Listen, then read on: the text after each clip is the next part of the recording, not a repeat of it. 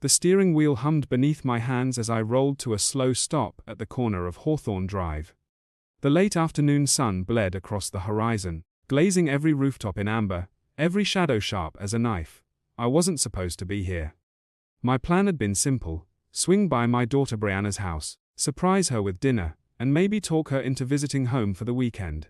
But then I saw it. A silver Lexus. Polished, unmistakable, slouched in her driveway like it owned the place. My wife's car. Margaret's car. For a moment, my brain rejected it. That Lexus should have been sitting in our garage, not parked outside Brianna's gate like some uninvited guest. I tightened my grip on the wheel until the leather creaked. Something in me knew, even before the evidence lined up, that nothing good waited beyond those curtains. I killed the engine and let the silence press down. My pulse thudded too loud in the quiet street. Neighbor sprinklers hissed in the distance, masking the sound of my footsteps as I climbed out and crossed the yard. I told myself I'd knock.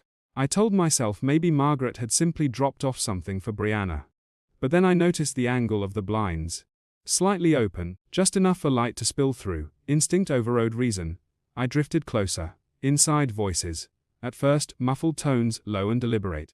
I leaned against the brick, straining to catch the words. Then Margaret's laugh slid out through the gap. High. Polished. The same laugh that used to lift me years ago. Now it scraped along my spine. Once he signs the papers, everything falls into place. My breath stopped. Another voice answered, Dan's. My son-in-law. Cool. Precise. That lawyer's cadence he used in courtrooms and at holiday dinners alike. He won't see it coming. With Iowa statutes, half the assets are guaranteed. Add spousal support, and you're looking at a lifetime cushion. The words detonated inside me, one by one. I pressed back against the wall, the brick biting into my shoulder blades. 25 years of marriage, condensed into a legal calculation spoken in my daughter's living room. Margaret again, the construction company, the rentals, the vacation house, it's at least 20 million, maybe more. Their laughter overlapped. My stomach turned. The air felt thin, poisonous. I fumbled in my pocket for my phone, the screen flaring against the dim. My thumb hovered over record. It felt wrong, spying, documenting. But so did betrayal. I pressed the button. Every word that followed, I captured. Margaret's voice carried like venom. Do you know the best part? He actually believes I love him. I swallowed hard, nearly choking on the acid in my throat.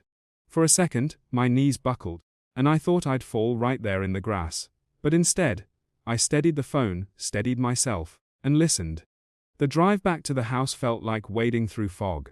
My hands knew the steering wheel, my feet pressed the pedals, but my mind was somewhere else. Still pinned against that brick wall, still hearing Margaret's laugh dissolve 25 years into dust. When I pulled into our circular driveway, the house looked different. Not the bricks, not the windows, but the feeling. A hollow had settled over it. I sat in the car, staring at the front door I'd installed myself in 1995, wondering how many times she'd walked through it rehearsing lies. Inside, the silence had teeth. Usually Margaret filled these rooms with chatter, complaints about traffic, lists of errands, updates from her book club. Tonight it was just me, my footsteps echoing like intrusions. On the mantel, a photograph waited. December 15, 1987, our wedding day. She wore ivory silk, smiling so wide it blinded me. I remembered how proud I'd felt, holding her hand. Believing I'd found someone who saw past the dust on my boots, and into the man I was becoming. I'd built her this life nail by nail, contract by contract. Every corner of this house was a love letter carved from my own hands. Now I couldn't tell which parts were real and which were performance. I collapsed into the leather recliner she always said ruined the aesthetic. For once, I didn't care. The chair welcomed me when nothing else did. My phone sat heavy in my palm.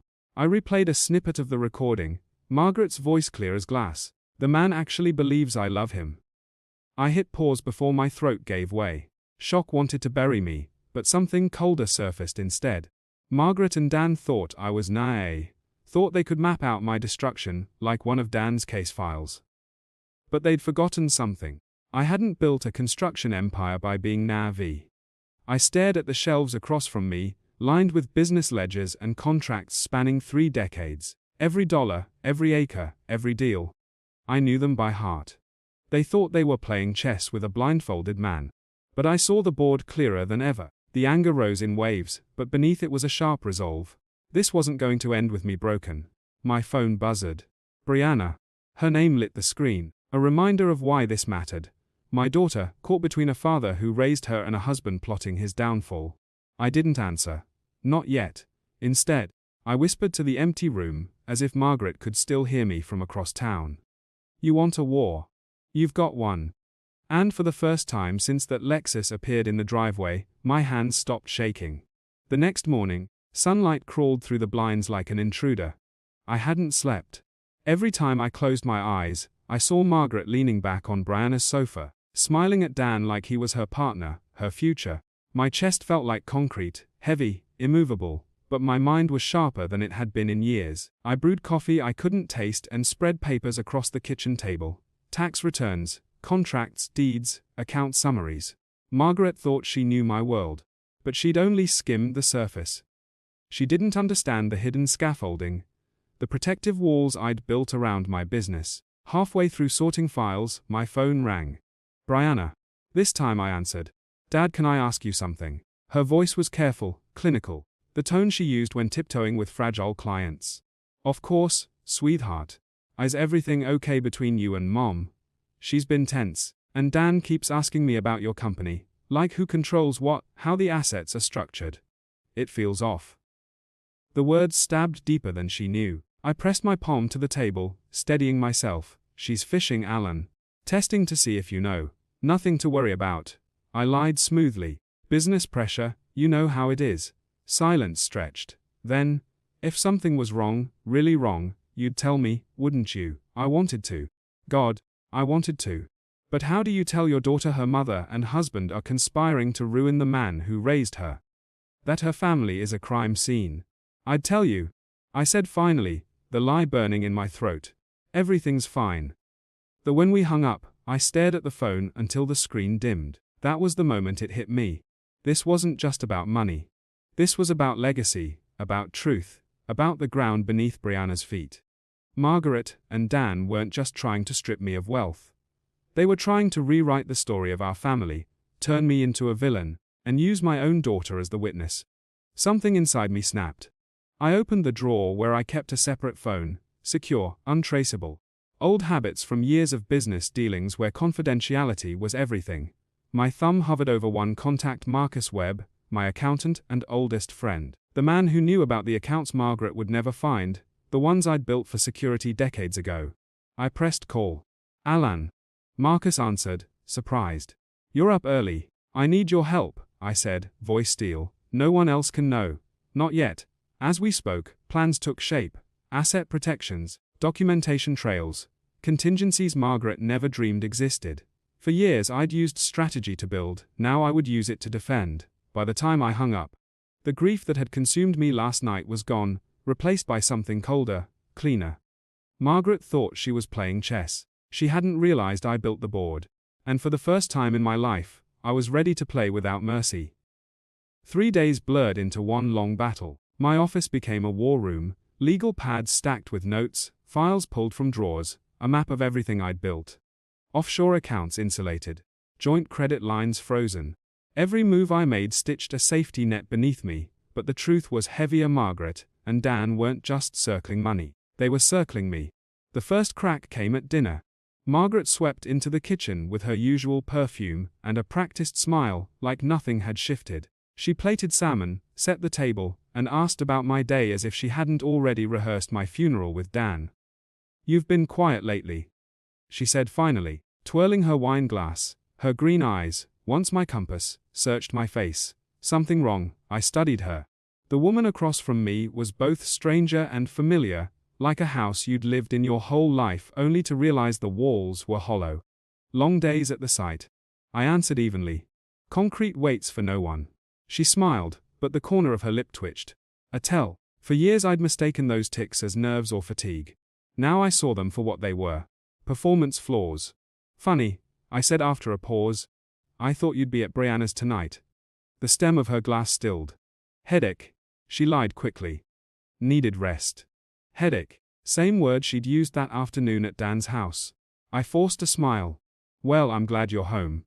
But inside, I was burning. Later that night, I found myself in Brianna's old room, the one Margaret refused to redecorate.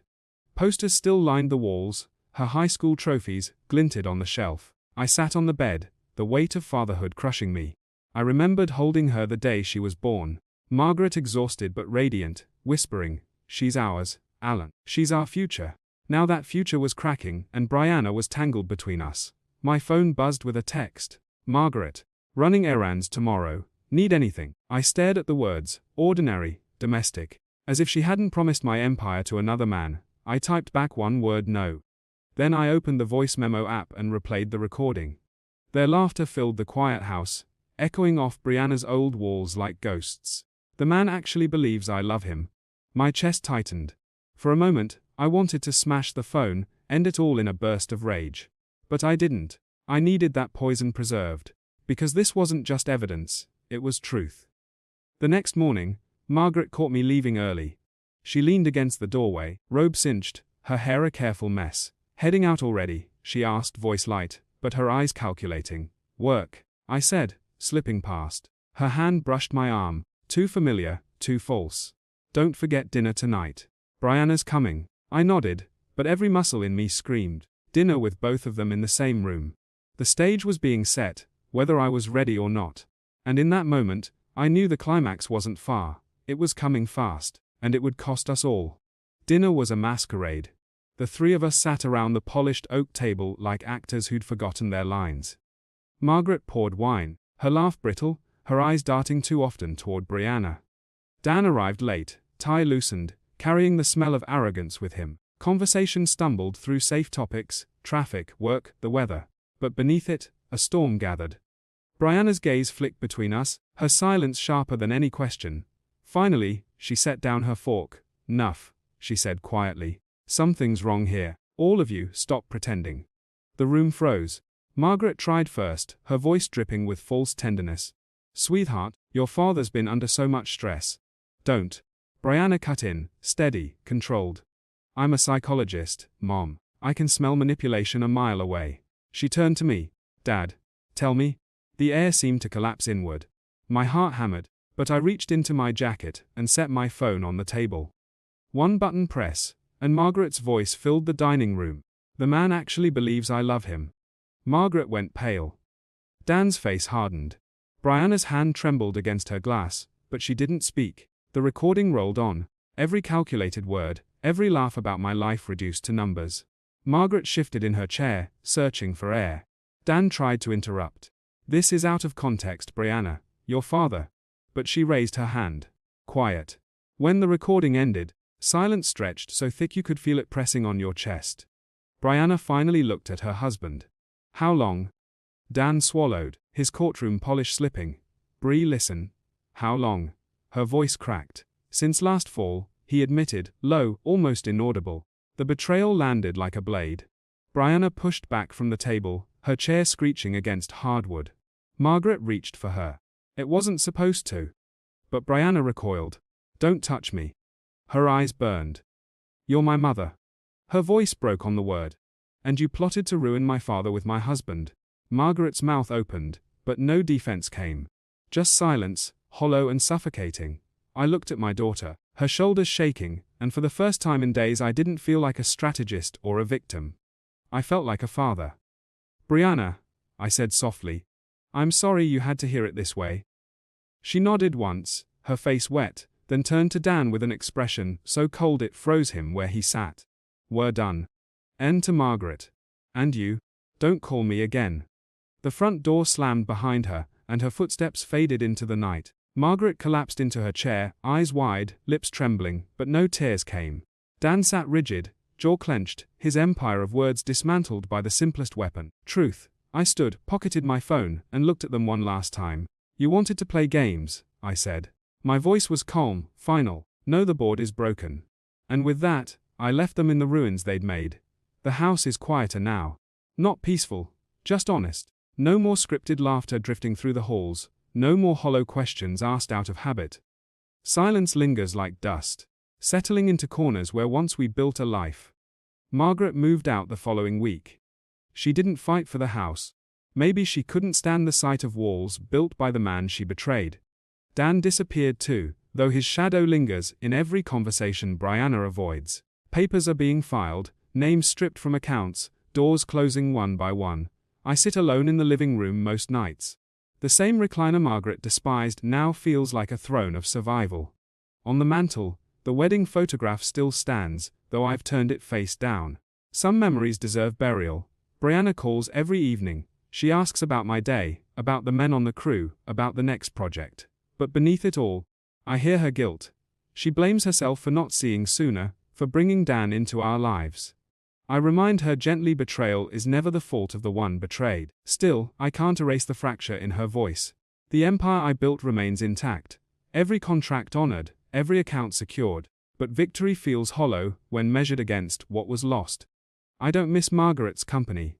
I miss believing in it. That was the cruelest theft, robbing me of certainty, of the illusion that love had anchored this house. Some nights, I replay the recording. Not to torment myself, but to remind myself of the line between truth and performance. Margaret's laugh, Dan's precision, their casual cruelty, proof that trust must never again be blind. The audio sits locked away now, not as evidence for court, but as scripture of survival. Last week, I drove past Brianna's house. Her car was parked alone in the driveway. She came out when she saw me, shoulders squared, eyes clear, divorce papers clutched in her hand. "It's over," she said simply. Then she hugged me, longer than she had in years, as if anchoring herself to something unshakable. For the first time since this all began, I believed healing was possible. Not fast, not easy, but possible. The rain came that evening. Heavy, unrelenting, drumming against the roof I'd built decades ago. I stood at the window and listened, letting it wash the last of Margaret's perfume from these rooms. The house no longer feels like ours. It feels like mine again. And maybe that's enough. I will keep building. Not for her, not for appearances, but for the truth that remains after lies collapse. Foundations endure when they're poured deep enough. As I turn off the light, and let the rain carry the night, I whisper to the dark,